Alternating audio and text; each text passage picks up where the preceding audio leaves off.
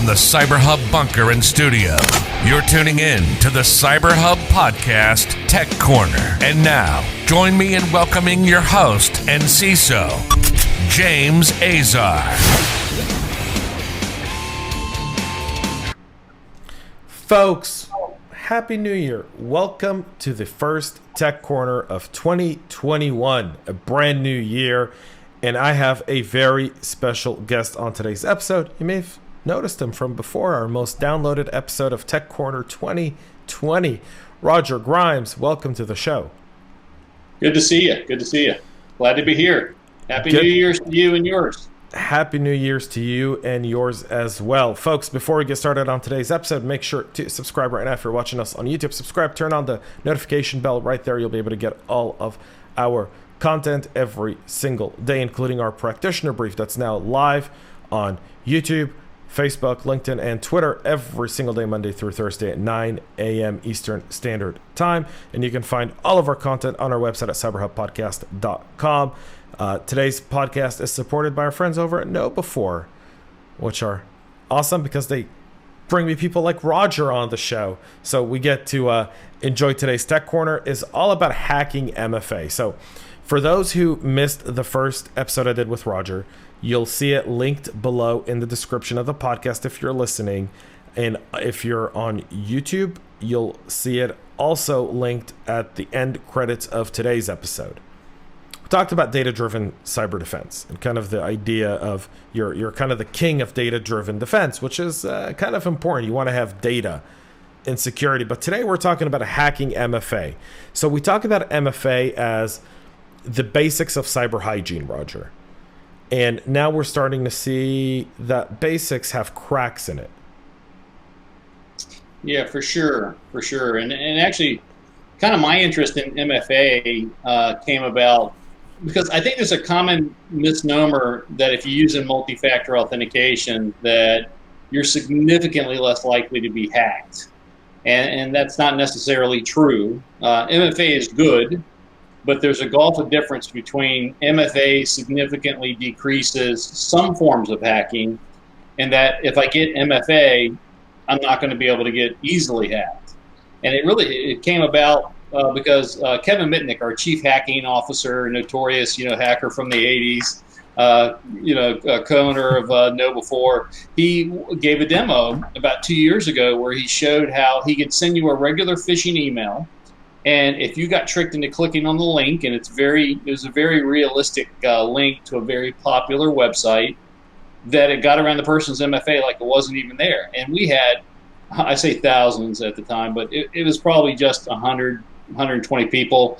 Lots of people calling, lots of people emailing, writing, and marketing and PR said, Roger, do you know about MFA and hacking MFA? I was like, yeah, I've been hacking MFA for 30 years. I've been paid to hack different forms of MFA. I've always been able to hack whatever I was hired to hack.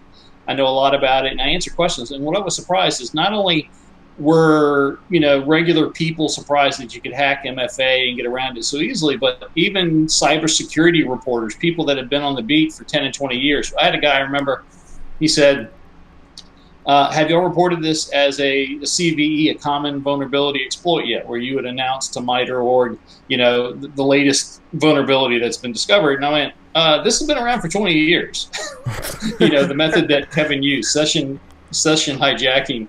And I was like, it's the opposite of what you report to CVE. Like literally it's been used for 2 decades. And I was surprised. I started to look into it, and there's this feeling of like, oh, I'm using MFA, I'm super safe. And it does decrease some forms of hacking, but if your mindset is that it's a lot harder to hack me because I'm using MFA, it actually ends up making it easier to hack you. So you bring up a really good point, which is the idea that hacking MFA, MFA is just part of a larger scale security. So a lot of people think, I can set up and get a text message on my phone, which is one form of multi-factor authentication. Some people use apps. Before we talk about what's more secure, how easy really is it to divert an MFA to a text message to a different device or to a different phone number, or even hijack that code as it comes through? Yeah, that is, so that's a lot of times that's short messaging service, SMS text. Right. It is so easy to divert that the U.S. government and their latest authentication guidelines, that's the NIST, National Institute of Standards and Technology, special publication 800-63, Digital Identity Guidelines, released 3 years ago, said do not use it. So the U.S. government doesn't deem it strong enough to use for any sort of decent authentication, and yet it probably is the most widely deployed MFA method on the internet today. It's based upon a phone system that is largely easy to fraudulently spoof numbers on. It is intentionally the phone system, the wiring system, that the protocol underneath our phone system has been intentionally left weak so that people can spy on us when they want to spy on us. And when you throw the texting on top of that, it's even far easier to do it. So it's kind of like they took this weak under the system that we know is super weak and should be replaced and made stronger. But I think actually and I'm not a conspiracy theorist, but I think the government likes it being weak because they use it to their advantage to do stingray taps and stuff like that. And then you throw this authentication system on top of it, it's supposed to be highly secure. And it just makes it, I put weakness on top of weakness. And again, 3 years ago, the U.S. government said, don't use it. Yet, most of the government sites I belong to use it as their primary MFA method. So, one hand's telling the other hand what not to do. It's do what I say, not do what I do, right? Yeah, and I can tell you, if you want to, I can get into the specifics of how to do it. But that particular method, I literally say, if you can avoid it, don't use it. That's how bad as long as you don't get tricked out of your password, you're much better off using a login name and password than using an SMS-based authentication method.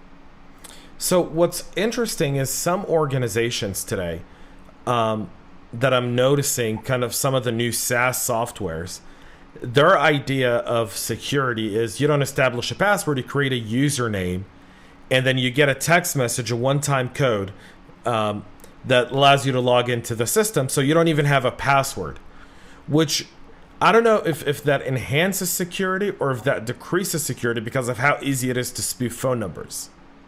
Yeah. No, you're exactly right. For the same reason, U.S. government says you shouldn't use it.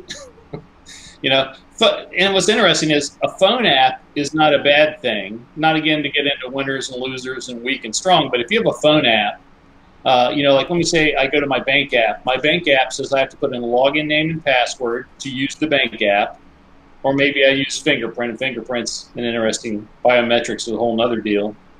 But if someone gets my phone number, they don't get my bank app. And if they were to install my bank app, they'd have to know my login name and password to use it.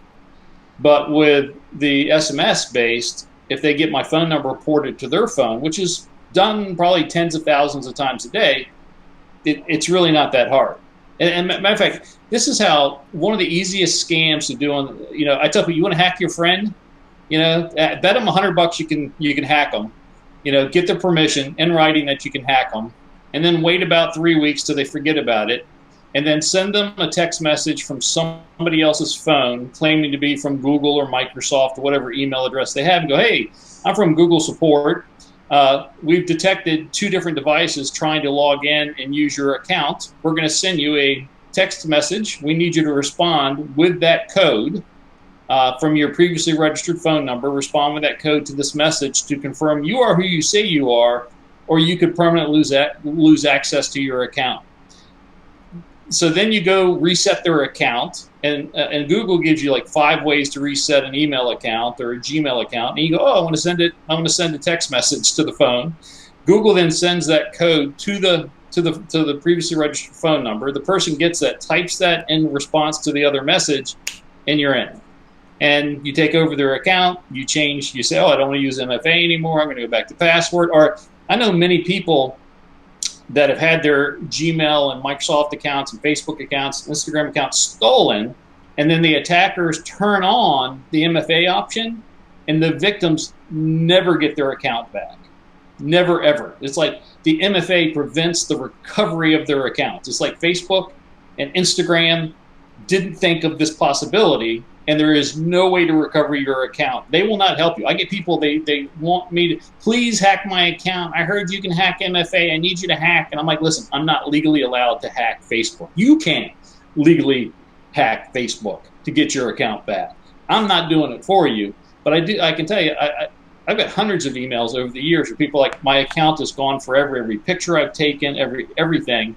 So it didn't protect them, but then it's used against them, so they can't recover the account. It's very strange. It's the challenge of MFA, right? Which is, it's a form of security that even the basics of companies tell all their users, please use some sort of MFA. I mean, with MailChimp, for example, you get 10% off your bill for just having MFA on. Wow. Well, let me say, I was talking to a leader of a large credit union, and he told me that their customers have been hacked more since they implemented MFA, and he wishes they could turn it off. But he goes, politically, I know we can't. Wow.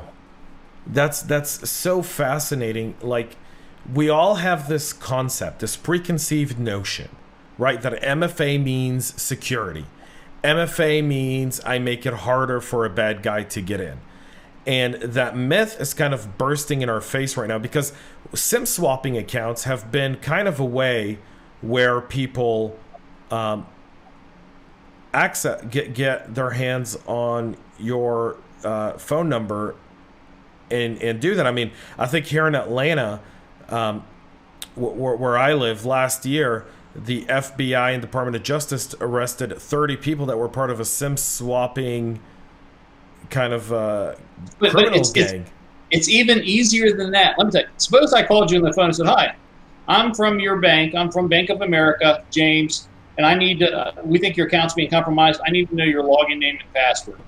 Your antenna are going to go up. But instead, imagine the bank calls, hi, I'm from Bank of America. And James, did you buy 2 tickets from Dallas to Nigeria this morning? Oh, you didn't? Well, we suspected it was fraud. We'll let you know we stopped those transactions, but we see another $14,000 in what we think are fraudulent transactions. And then we want to let you know, James, that we're going to take care of you. You know, we're your bank. We care about you. And what we need to do is verify who you say you are. So we're going to send you a code, and we need you to return that code to us so that we know that we're talking to James Azar. And then the person's like, whoa, whoa, whoa, gives the code. Person takes over the account. But banks do that already. Right, I mean, banks do that already. That's when a bank calls you, they say, "I'm sending you a 2-factor authentication code to authenticate that you are who you say you are." A lot of big banks do that. Like, I mean, that's a standard operating procedure. That's an SOP. And the problem is the phone is unauthenticated, other than the phone number. And if you don't recognize the phone number, and let me say the phone number because the underlying signaling, it's called the underlying protocol for the telephone for cell phones is called SS7, and it's version 7 because the first 6 versions were hacked to death, and the 7th version's been hacked to death now.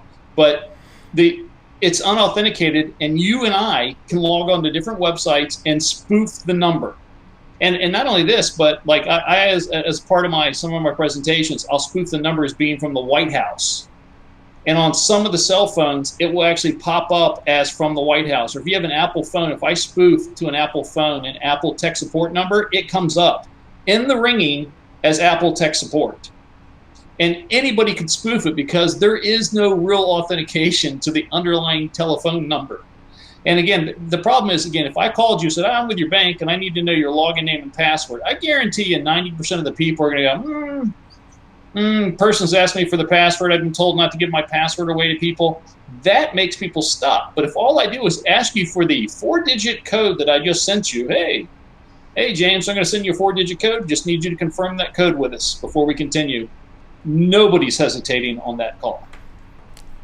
So explain, why is MFA so widely pushed if it's so open, and why are so many security professionals hedging their bets with this type of technology?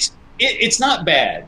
And let me say, I'm not a big fan. Most people, the U.S. government is not a big fan of phone-based, SMS-based authentication. But throw that aside, MFA does significantly decrease some forms of hacking. Like the standard phishing email goes, hey, Roger, tell me, I need you to log in. Well, if you don't have a login name and password, that type of scam is not going to work because you don't even know a password to give the scammer. So if you have an MFA device to log into a system and you don't even have a password to give out, that's going to fail. So let me say, MFA significantly decreases some forms of hacking.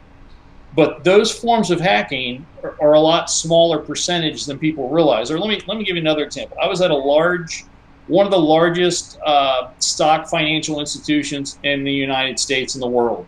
And I was working for a large vendor at the time, and we're implementing a big smart card system. So MFA, I did a lot of smart card stuff, and I was always proud because I always delivered them on time and on budget, which almost never happens in the computer world. And because of that, I was a shining star because I would be on time and on budget. So the project had been fully implemented across the country. It'd been out, and for 3 months, everybody had been using it. There's far less problems than everybody thought. It was really quite a success. And the CISO, female CISO, very bright woman, was basically coming to do a project recap, but we all knew she was handing out awards. It would be a kudos meeting. And during her talk, she goes, I'm so glad we implemented this because of the Chinese APT threat, Chinese Advanced Persistent Threat that had broken into this organization twice before. And it was kind of a secret. They didn't tell us about it on a need-to-know basis, but I kind of heard through some consultants, and I was a consultant, that they had broken through through 2 unpatched servers. And then did pass the hash attacks, where they captured the hashes, replayed them across the network, took over the network. I said to her, I was like, this is not going to stop that. And she's like, what? And she'd been kind of friendly to me because I had come in under budget or on budget. But I could tell that she got mad at me a little bit. And she started talking terse, and she ignored what I said, and she went on. And then I felt like I needed to defend myself. So listen, so what's going on the way that they broke in, smart cards aren't going to attack. Because it turns out on a Windows Active Directory network, when you implement MFA and smart cards, there still is this NT hash behind the scenes, and if they capture the NT hash, they can replay it. And it doesn't care whether you have smart cards or not. It's not going to ask you for a smart card when they are doing NetBIOS connections. And she just kind of ignored me again. And we got through the whole dog and pony show, and right before she's getting ready to leave, someone came in and whispered something in her ear, and she turned and she went, we just had another compromise. And since then, she's been one of my biggest fans. But what I felt bad is that I immediately recognized that she had been told by somebody that this was the solution to their problem to stop Chinese APT from reusing password hashes. And it didn't, and it wasn't. And that's the problem. MFA is good. Everybody should use MFA, not all the time. And there's certain types you should kind of avoid if you can. But if you think that MFA makes you impervious to most hacking, that's almost as bad as you not having MFA at all. So let me say, I'm a proponent of MFA. Everybody should have MFA. There's a lot of good MFA solutions out there, a lot of them. There's a gulf of difference between MFA significantly decreases some forms of hacking, and I'm far less likely to be hacked if I use MFA. And let me say, you'd be surprised by how many people think, oh, I've got this MFA device, I now can't be hacked. Well, there's a lot of cryptocurrency traders that are out tens of millions of dollars today because they relied upon that device, right? Like they had not been hacked using a login name and password, but they were hacked because they put their trust in a device that was supposed to be more secure. Well, so what I ultimately tell people is you need to threat model anything you do, and you need to make people aware of, hey, this is a scenario where someone could try to trick you this way, so be careful of that type of call or that type of email, because you still need to pay attention, you still need to be aware. Like if you're in a self-driving car, you still need to be aware, right? You can't just, at least right now, stop driving, stop being aware. Yeah, I mean, that's a really interesting point, and that's a really good point, by the way, which is, you want to use MFA, you got to know how to use MFA, right? I'm a proponent of apps. Like I have MFA apps. I don't like to use short form text. The apps are good. The apps are good. I really like them. Right, and I encourage, even on our own organization, no one uses text for MFA. So it's all done through an app, and that's the only way to do it. because I also don't trust text messages because I know how easy it is to spoof the phone numbers. I mean, like you said, you can call me from the White House and say, hey, this is President Donald J. Trump. I just sent you a 6-digit code to get your $2,000 stimulus check. Give me that 6-digit code and you're getting $2,000 in your bank account tomorrow. And you go, wonderful, great, here you go, Mr. President. Thank you for $2,000, right? And people get excited about that. That's one aspect of it. But the other one is just, like using apps seems to be very, very complex. And the idea of MFA in general, right, like the way it's pitched is even a simple man can do it, right? But simple people want to put their phone number. They want to get a text on their phone. They don't want to go into an authenticator app. Well, I'm sorry to interrupt at this point. I remember I was watching, it was a Harvard or Princeton study. It's in my book. Where they did a study on how easy it was for people to use MFA. And so they had 100 people, and they just gave them a Fido key that you plugged in. It was single factor. It wasn't even 2-factor or 3-factor. You just plugged it in the USB port. They had like 40% failures. They had people that plugged it in upside down, people that didn't know how to install, people that thought it was working, but it wasn't. They had people, it had the little push button. So you pushed it in and you push that button, on it. They had people that thought it was a fingerprint scan. But anyway, so it was a 40% failure rate for something that you just had to plug in and push. So think anything more complicated than that, you're going to have more failure rates in the general population. But the funniest part was when they got through and they interviewing people, they said, hey, as part of your award for being in this program, you can have this Fido key. Out of 100 people, 0 people kept the key. They all thought it was too burdensome to use. And something like a third of them gave it away to people or put it in their work share box because they thought it was like a USB key where you could store information. Well, think about it. If that occurred and somebody else picks up that key and plugs it into their laptop, they become that person. So again, they didn't realize they were giving away their identity.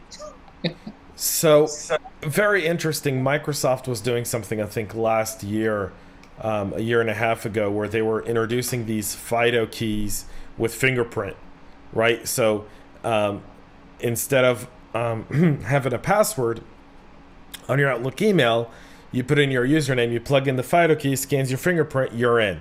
That's kind of the idea of it. And I got my hands on one of those. Someone sent it to me. They go, hey, James, we'd love for you to try it. I was like, okay, I'm going to break it. They go, no way. I'm like, yeah, way. I broke it, right? Not physically broke it. Every fingerprint scanner ever sent to me device, I've hacked in the first day. Over 2 decades. Even though the project would be 2 weeks or a month long, the first day, and not just me, but everybody on the project ever we've been involved with. What? So people look at kind of like biometrics as being a backup to MFA.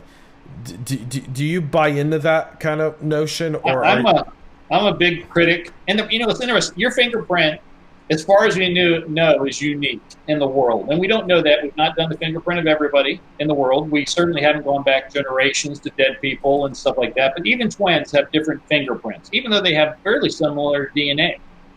But the devices that read your fingerprint are hideously detuned because every day you're getting micro abrasions and oils, and you painted and you sandpapered and you went fishing and you shot your gun and got gunpowder in your thing, that if they can be really accurate, like 300 DPI, 600 DPI, but if they were as accurate as they could be, you would be rejected like nonstop. You would sit there and be so rejected because your fingerprint is really changing every day.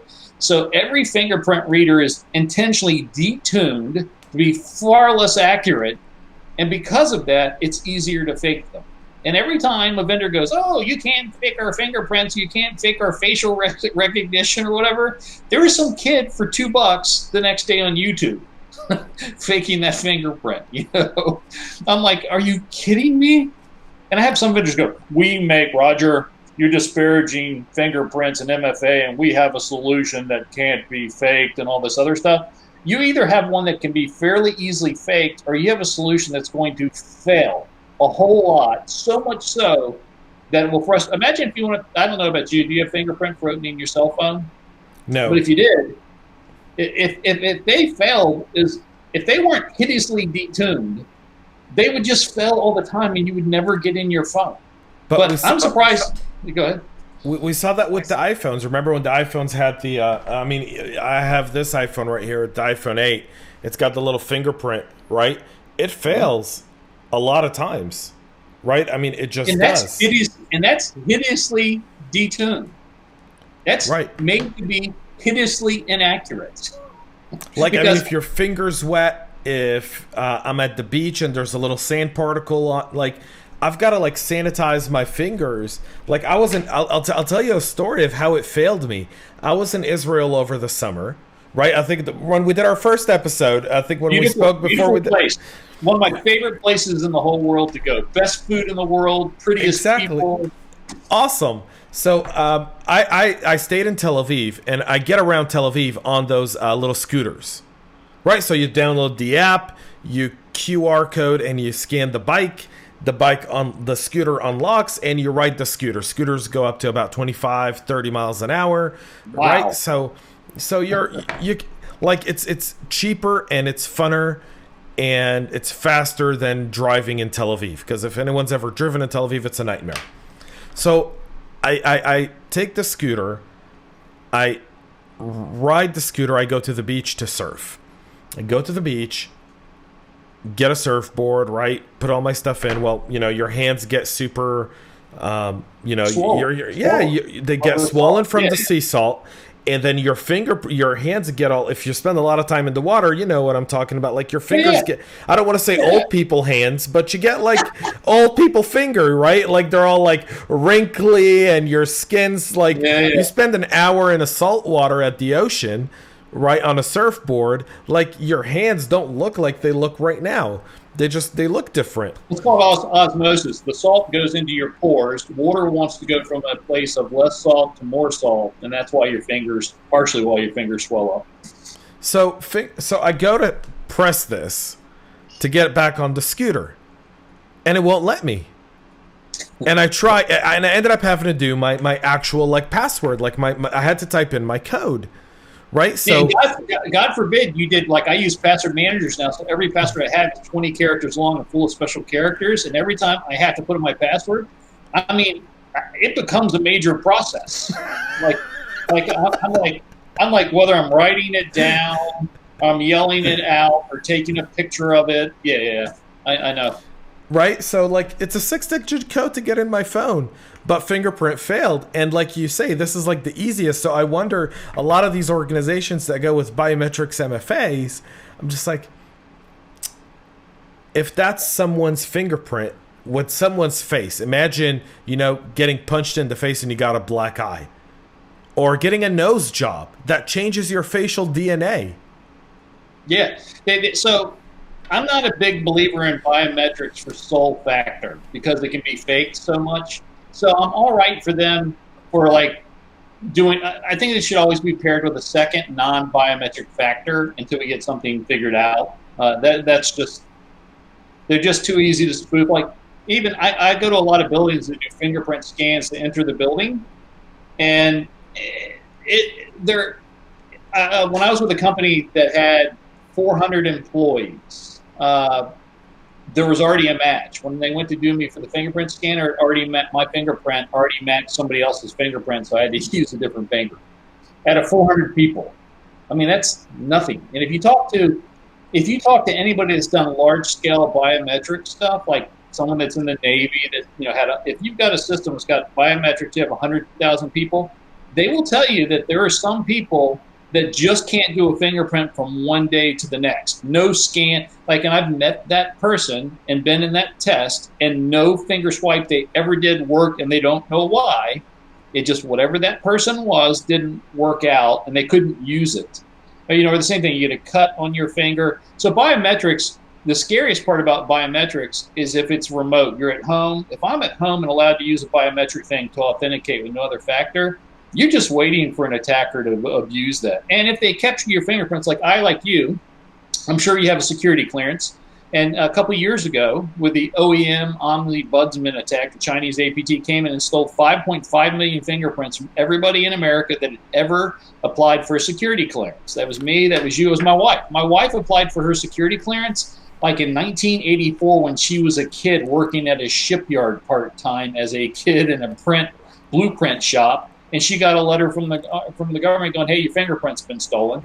All 10 fingerprints. So how can, if your fingerprints get stolen, how can any system that relies upon your fingerprint ever know that it really is you? You can't. You can't repudiate. You can change your fingerprints? Well, you could try. I mean, you put your fingers in acid, you eliminate your fingerprint, then you can't use it altogether, right? Yeah. Oh, that's the other thing. People that play guitars. Yeah, certainly. I consulted at a plant that made sandpaper, and they didn't have fingerprints. I mean, they dip their hands in acid. Their hands were so dirty, they looked like they were dirty all the time, even though they weren't. They couldn't wash it up. Before they went on vacation or out on a new date, they would dip their hands in an acid that would eat off the first layer of skin. But over time, it took away their fingerprints. Guitar players, I mean, again, and it could be vocal, it could be retina. You name the biometric scan, handprint geometry, whatever, there are just a lot of matches and a lot of failures. And in a wide-scale system, it doesn't work. I was going back, the fingerprint scanner in your building kind of works because when you're physically in the building, you're taking a physical presence. It's a big risk for an attacker to take. But if you allow a biometric to be used as a single factor remotely, you're just asking to be attacked, you know? Well, and that's part of MFAs, right? So we talk about hacking, you talk about hacking MFAs, and we talk about the traditional aspects of, like SMS to your phone number or using apps, which most apps are very, I'd say semi-effective, right? The other option of MFA, and let me know what you think about this, is the notification that pops up on your device. So if I'm trying to access my Gmail account, right, and I'm logging in from an unrecognized device that I've never logged in before, Google will say, hey, I've sent an alert to your iPhone. Go in and you've got to say, is this really you? And it shows the IP address and everything. And you say yes or no. It's called push notification. Actually, I'm a big fan of it. I think it works really well. I think, so overall, I love it. But I do think that if it became super popular, the attacker could just try to do it in such a way that you're logging in at the same time. Like, if I send you the same, most people don't know their IP addresses. Most people don't know how to confirm their IP address. They don't know. So if you look at the information they give you, it's not like super clear that it's you. And it could be, it may be, but there's a chance that somebody could trick you into that message. But more importantly, almost always to any generalized MFA solution, there is a way to bypass it. And that way to bypass it is not as secure as the MFA. So it's almost as if you're using MFA, which is secure, but the attacker can use something less. So let's say MFA for Gmail, Microsoft, any of those MFAs, you can say, oh, my MFA is not working, and they will send you a reset code to your email account. Right, and then or to your phone. Yeah, or to your phone, yes. So they're all, it's funny, I always say this, it's you using the most secure form of authentication you could possibly do. The attacker, not so much. Like, that's such a good point, though, because attackers have a tendency to consistently overcome specific roadblocks we put in place, right? And that's part of the cat and mouse game. I mean, SolarWinds has obviously proved to us the sophistication of a nation state when it's organized, when it's patient, when it's sophisticated. And so MFA is almost, at this point, kind of like kiddie scripts, right? Like hacking MFA at this point, would it not, like I see it on like different forums I hang out on, right? When I do some threat intel, like hacking MFA seems to be really widespread. But so let me ask you this, because it's so widespread and it's so widely used, is it because of that we don't see MFA as a predominant attack vector, or is it because companies can't trace the attacker to the fact that they overcame MFA? So my question makes sense? Yeah. So my feeling is on it, first of all, let me say MFA is more secure. So let me say, go on record as saying if you can use MFA to protect critical assets, it's a good thing. And Right. actually, I'll go divergent here. People say, oh, passwords are going away. Yeah, not anytime soon. Passwords are going to be with us for 10 years. Most of us today have between 7 to 19 passwords that we use across 170 different authenticating websites. So we're resharing what passwords we have. Plus, we have multiple MFA solutions. But none of those MFA solutions, and if you think of the most popular is probably Google Authenticator, they don't work on 1% of the world's websites and services. So how are you going to replace passwords when nothing that would possibly replace it even covers 1% of the internet universe? And I'm just making that up, but I mean, I don't know what the real stat is, but it's maybe 1-2%. And I don't know about you, but I have MFA that I use for work. I have different MFA that I may use in my building, in my parking garage. There's MFA I use on my personal accounts to protect my stock and my bank. And then I have MFA that, different companies force me to use through the text messaging, and it's kind of like when people said, who's going to win, Apple or Microsoft? Well, it turns out a lot of us have Windows machines, Apple machines and devices, and Android. Like, it ended up being that we just had this more complex ecosystem. So, to answer your question, I think we're always, and at least for the next 10 years, going to have a combination of passwords and MFA and various forms of MFA. And MFA, even SMS MFA, can increase your security. But the problem is, I would not use SMS-based MFA to protect a really critical account. I think it's insane to use SMS to protect my bank account, my stock account, or anything of super big value. Because and just talk to the big cryptocurrency guys. Most big cryptocurrency guys are not using SMS-based MFA to protect themselves. And many times, not any MFA at all. I know many big $100 million cryptocurrency guys that only rely on the login name and password, because that's what they trust, because they got compromised because they were relying upon MFA. But MFA, in most cases, can significantly reduce the risk of some types of attacks.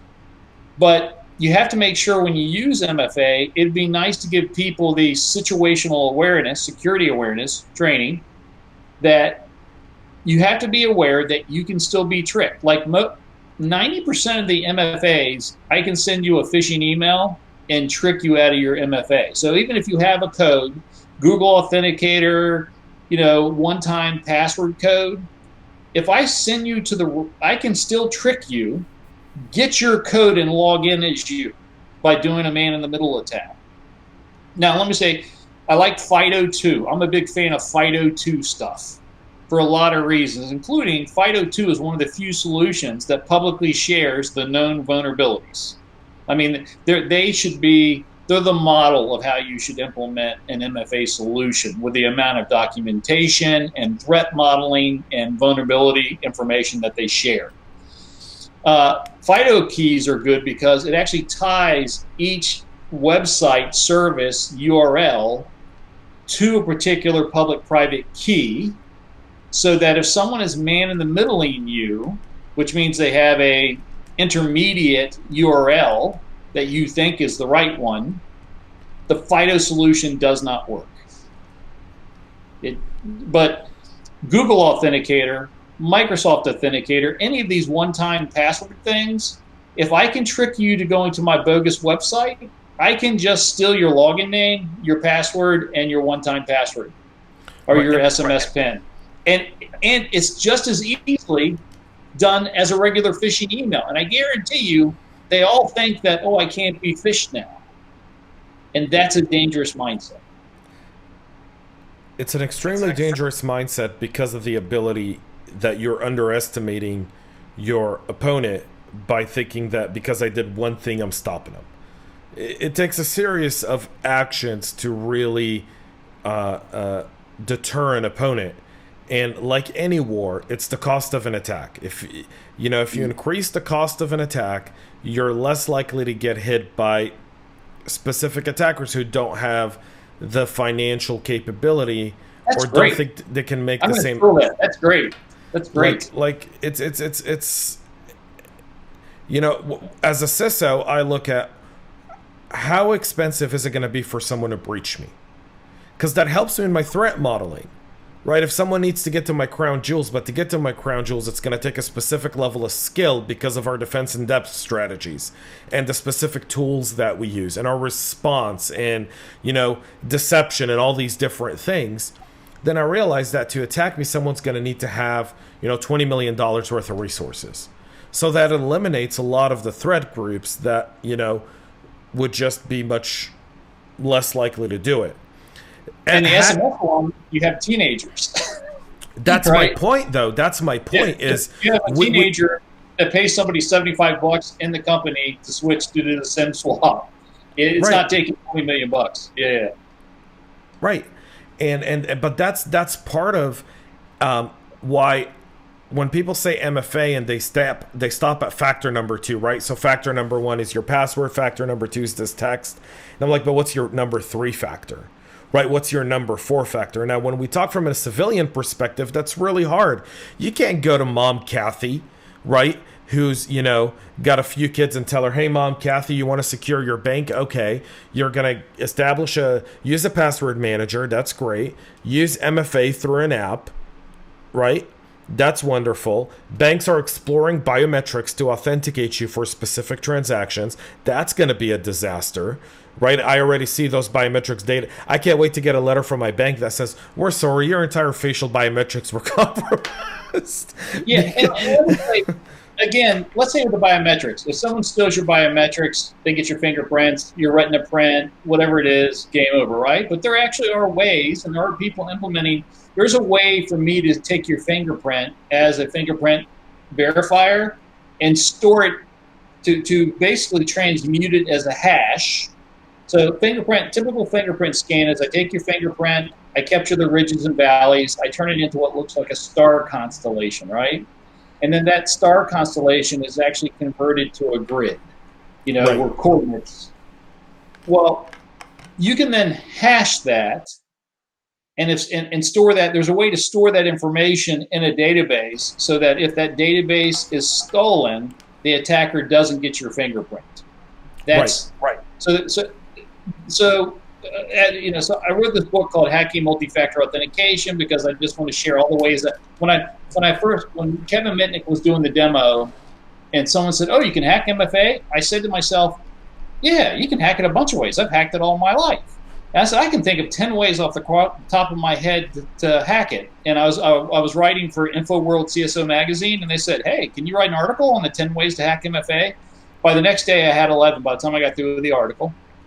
And then Stu Showerman said, hey, well, you should write a webinar. By the time the end of that day, I had 12. And then every day, I just started adding more and more. Now the book's got like over 50. So there's a lot of ways to hack MFA. And every solution, no matter how secure, I can hack at least 4 different ways. Some 11.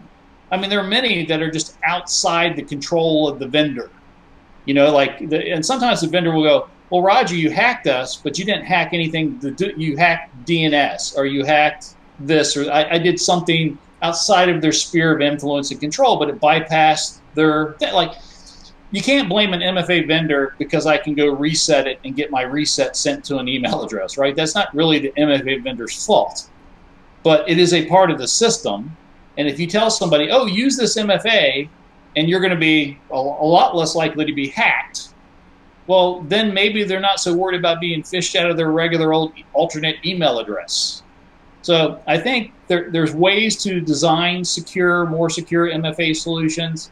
And it's also making people aware that, hey, this is a good thing, and it helps protect you in a lot of scenarios, but you need to be aware about if someone, very simple, no one's ever going to call you on the phone and ask you for your PIN, your SMS PIN. If you ever get a PIN request that tells you to enter that PIN into another SMS message, it's fraudulent. If you hand out, suppose you hand out the Fido Keys where you plug it in and you push the button, it's probably pretty good to tell those people, you can't just throw away that key because that is you. Just a little bit of education can go a long way. Yeah, there's an aspect to MFA and education of MFA that I think a lot of times though is missed, Roger, which is human behavior is not easily changed, right? You know, there's the old saying, you can't teach an old dog new tricks. But beyond that, it's the technology adaptability and the easy access. So as much as you and I care about security and we want to secure all these different things, you know, when people will start to pay more attention to security, when they have to suffer the consequences of a lack of it. So when your bank says, hey, we're only going to cover your ACH fraud one time, anytime that it happens after this, if you don't do all these 4 or 5 things, then we're not responsible. It's your responsibility, right? It's not our responsibility. We're not going to take the loss on this one, right? That's brilliant. Yeah, you're exactly right. That's right. Why people don't care. Right. That's the thing. And so, and these businesses are between a rock and a hard place, because the first bank to do that is probably risking losing customers. Yes. Right. Oh yeah. Congress coming in, Congress swooping in, making a law that you now have to cover the first $100,000 or something like that. Yeah, right. Yeah. Kind of like an FDIC insurance, right? Like that's an aspect of it. And then Congress will swoop in with a stupid law like you just mentioned, which lets the attacker know, hey, we got into account, take $100,000. The person gets it covered. We don't have to take any more than that. Everyone's going to be made whole by who? U.S. Treasury. Yeah, right? And actually, I just got through reading a book, How to Steal $1 Million by a Russian Fisher scam artist, credit card scammer. The book's only okay, but what I thought about it was so interesting. Him and all of his friends kept stealing money from Americans. They're Ukrainians and Russians, and their big thing was it doesn't harm them. They get all their money back. Right. So like for them, it's a victimless crime. Yeah. Morally, they said yeah, no one's being hurt. But the banks are getting hurt, right? The financial institutions are being hurt. And I listened. I was at a conference 2 years ago where Frank Abagnale Jr. spoke. Mm-hmm. Yeah. We had it before con. Yeah, guy's awesome. That guy is on autopilot. When he tells you his story, I've seen him twice. It's like he's the movie. He's a larger than life personality, right? Because let's explain to our viewers, what was that movie? Catch Me If You Can. Catch Me If You Can. Yeah. It's on Netflix now. Like I saw it on Netflix last night, and I was like, should I watch it? But now I know all the stuff where the movie fudged, right? Because he told me in our conversation ago, where was the movie inaccurate? And he said all the times the movie was inaccurate. And I was like... when he gives a speech, listen to, we're diverting here, he'll say, this is when the producer said it was the coldest, most terrible prison he'd ever seen. Whenever he's talking about how other people describe something, like other people said that I'd traveled to 20 nations. You're like, he didn't travel to 20 nations. No. He would have said, I traveled to 20 nations. But I'm sorry, so we're going, yeah. So you watch that? No, but he talked about the fact that cybercrime, like check fraud, right? So early onset check fraud, people felt like it was victimless, right? Because you would go to the hotel or you would go to the bank and you would cash another bank's check there. They'd give you some of the money or all of it. You'd give them a check for $100. They'd give you $100. You'd walk away and it'd be like, it's only $100 and it's not really impacting anyone. It's the bank. They've got enough money, right? It's that kind of mentality that's led to a lot of that stuff. So when you brought up the Russian social engineering book, right, and they go, well, they get their money back. I'm like, yeah, that's the problem with why we have so many security challenges with adopting security. I mean, listen, you're part of KnowBe4, right? That's your guys' MO is how do we address the human factor in cyber awareness, right? And you know more than me, right? I know I've spoken to you and JJ and James and Eric and Javad and all these guys, right? And Megan and all. By the way, we all love you. We all love you. And I love you guys so much. We have a lot of podcasts, and we fight over to get on your podcast. That doesn't happen anywhere else. But if I was to tell them I'm going to be at James' podcast, there's jealousy happening. Well, I think I told JJ last night, and I'm recording something with JJ after you and I finish right now. And I was like, yeah, I'm with Roger. She goes, I'm so jealous. She goes, Roger's brilliant. And I'm like, I know. I love having Roger on the show. I'm like, I want to do like a monthly with Roger because these conversations are so insightful. But when you think of what Know Before does, right, and you think of the human element of cybersecurity, which is really the most difficult element because people still use technology. Technology doesn't use people, right? And so in the aspect of people using technology, they're bound to make mistakes. And you and I, we trust each other. So when we get a phone call and it's like you said early on, it's our bank or it's Google or it's Microsoft, and they're making it sound urgent, right? And especially if they play the accent right.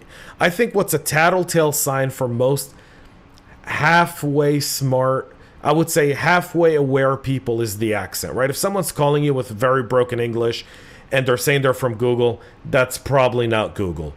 You know, Google's not going to have someone who barely speaks a lick of English with a very heavy accent that you can't understand call you. Not discrimination. This isn't a point of prejudice or discrimination. It's just presentation, right? Right, it's communication. These corporations have learned it because if you remember 10 years ago when a lot of the call centers got outsourced, right? People were like, I can't understand. I'm calling customer service. The complaints raised up to a point where now they've, either onshorted or they've had the call centers that they use really increase the people's efficiency of the language. So one barrier to know about this is language. But when someone calls you with really good English from a number you recognize, sounding very official, very confident, and you hear a call center noise in the background, because that's key, that call center environment, right? You're hearing other people talk. That's complete earnest of trust. Like they've earned your trust at that point. You are cooperating. They're like, we're going to send you a text to your previously registered phone number. You're thinking, well, the attacker couldn't have known my phone number and how to send it through Google or that's what you're starting to think. There's this trust, and it's also talking about the human factor. There's always some stress event. Someone's stealing your account, trying to buy tickets. There's $10,000 of charges, or your content is getting ready to be cut off. You're getting ready to lose your insurance. The IRS is getting ready to, charge you for you lying on your taxes or whatever. Yeah. I love those IRS tax fraud calls. When I get those, I love those. I answer those calls.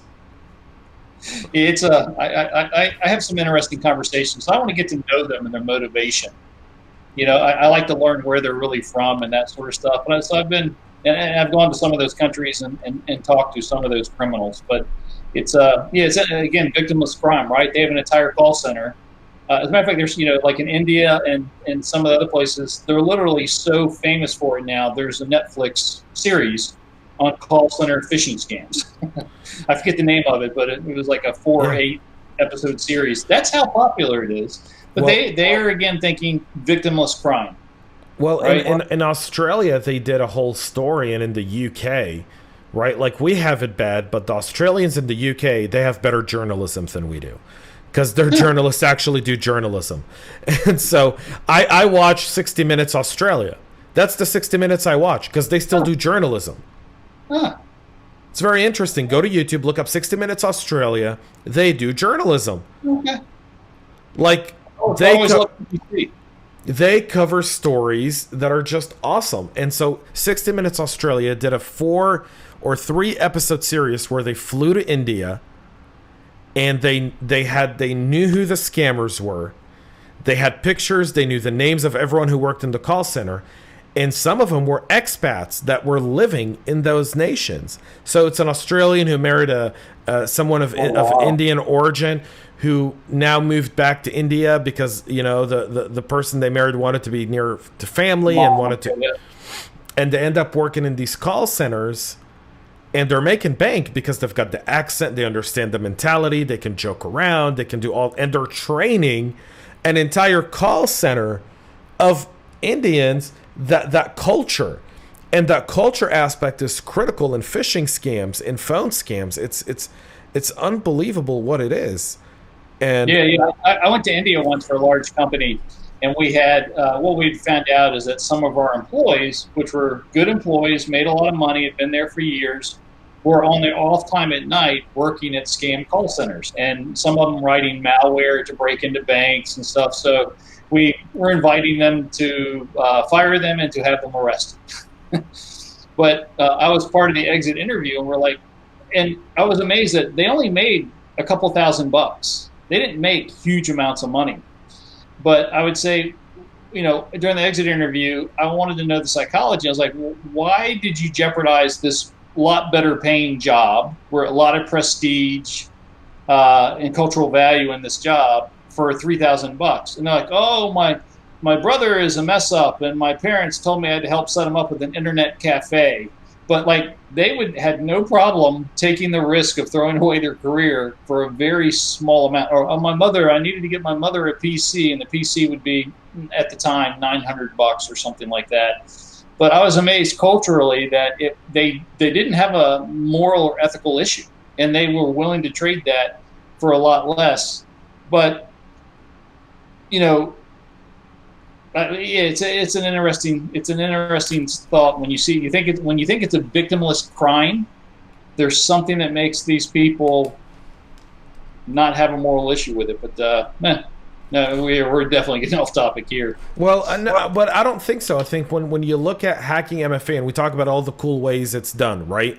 Whether it be by SMS or app or social engineering aspects of it. And people need to understand that motivation, and that motivation of why would someone do this? Well, because they think it's a victimless crime. They really do. They feel like, I've discomforted you first world country privileged person, right? Yeah. But your discomfort equals zero loss as far as I'm concerned, because the bank or wherever is going to give you your money back for these fraudulent transactions, right? Yeah.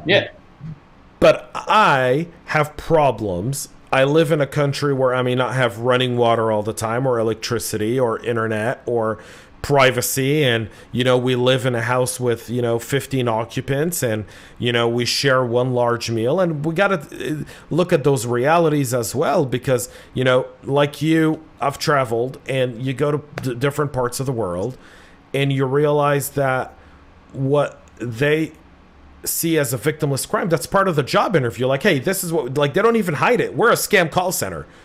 But here's the thing. We only call these people, and don't worry, they're not really losing the money. They get the money from the insurance company or the bank, and really you get so much of it. You ready for this too? It really has become less of a problem when our identity is stolen. 10 years ago, if you had your identity credit card stolen, it may take you years to get that corrected on your credit report. It could take you a long time to get a new credit card. These days, my bank calls me like, we're sending you a credit card, FedExpress, overnight. And if I had an identity problem with a credit, someone had done some fraudulent account, I called the credit union, and they, TransUnion or whoever it was, and they fixed it right away. I'd say the average person gets their credit card stolen every 3 to 5 years. And the worst case scenario, typically, besides having to make the call to go, hey, my credit card's been stolen, most of the time the bank is calling them and letting them know their credit card is stolen, but is that they have to re-register a new credit card on Amazon. Like, literally, the most pain that most of us are getting is that we have to re-register a credit card on a few sites and tell the wife or spouse, hey, we're getting new credit cards. It has become a lot less of a hassle than it used to be. And the banks, I know from banks and your bank experience, on the back end, banks are looking at it, the large banks especially, are looking at it as a cost of doing business. And they're like, hey, the cost of business, we used to spend this much for fraudulent paper checks. Now we're doing it with online scams. It's about the same. It's a little bit above noise, not much. And as long as that problem doesn't go above this small noise level, we're not going to see better solutions. And they have made it easier so that it isn't that big of a deal anymore when my credit card gets stolen. It's like it became where it isn't that big of a deal anymore. Yeah, and society is functioning. It's like getting your car stolen. Right? Like, I know someone who had his car stolen, and he goes, I don't care about my car. I had my golf clubs in the trunk. Like, seriously? He goes, cars can be replaced. He goes, those golf clubs, they're priceless. You know? And I'm just like, wow. Like, that approach to what is valuable and what is not valuable and what is a victimless crime and a crime with victims. It's also, by the way, the reason they think it's a victimless crime and the reason people don't make a big deal out of it is because law enforcement doesn't take it seriously. You call your bank, cops are rarely involved. I mean, we had ACH fraud on my account last year, right? Mm-hmm. Very sophisticated, by the way, because they did it on a Friday night. As a observing Jew, I turn off my phone on Friday and Saturday, so I don't get banking alerts. Well, it just so happened that Saturday, my wife had her phone on because she was waiting to get a call from her family in Israel over something. And she gets a text message. And it goes, multiple ACH transactions out of our bank account.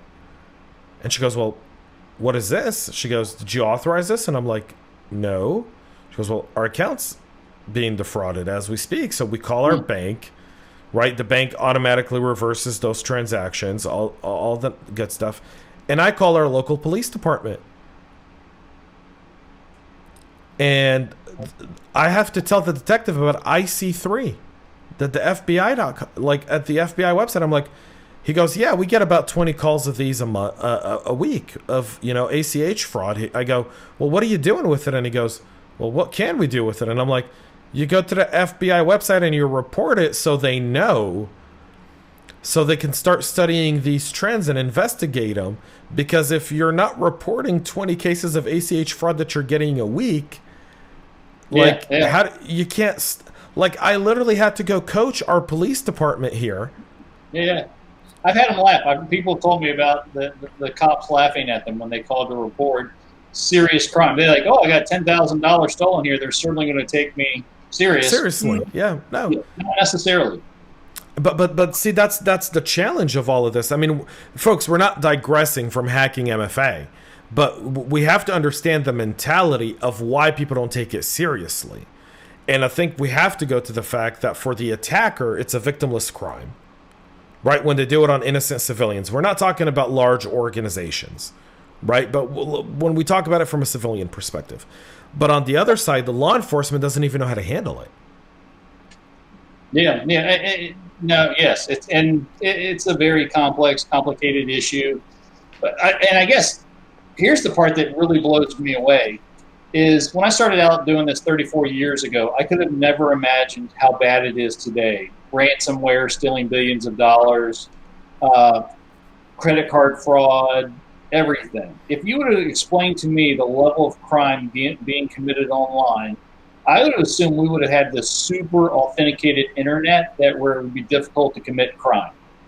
Instead, our response has been kind of lackadaisical, life as usual, and it turns out, as bad as I think it is, and every year it just seems to get worse for 34 years, maybe I've been overreacting because life is going on. Like the SolarWinds attack, you would have a hard time coming up with a worse attack against a country than that. 18,000 private companies plus government buildings with, we know for sure, stolen stuff in very secret areas. It's as bad as it could be, just about, maybe without shutting down infrastructure. And we're probably going to get through this, and it will just be a footnote in history. Like, maybe I sometimes wonder, have I spent my career worrying too much about computer security? Because it's horrible, and somehow society is muddling ahead. And most people are buying cars, going to school, nuclear bombs aren't going off yet. Like maybe I've been too worried.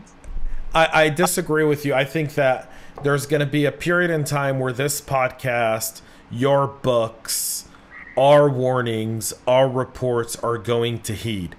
And I'll take you back to, and I'm not comparing it, okay? So, folks, what I'm about to say, no offense to anyone. I'm not trying to offend anyone, and I'm not taking things out of context here. I want to give an example. we had the most lax airport security pre 9/11 of any modern country in the world. Before 9/11, you and I could take you to the airport, I could park the car, I could walk you to the gate of the plane. Hell, I can, in some cases, if I'm charming enough, I can walk you up the jet bridge. Right? If I'm a good social engineer, I could walk you up the jet bridge to the door of the airplane, give you a hug, Roger, say, great to see you, buddy, have a safe flight, walk out the airport, and if I'm smart enough, I can go social engineer my flight out with a different airplane without even having a plane ticket. And there were people who were letting everyone know, like, we can't keep this way. There are real threats at airports, and our lack of security is going to bring about a disaster. And then 9/11 happened.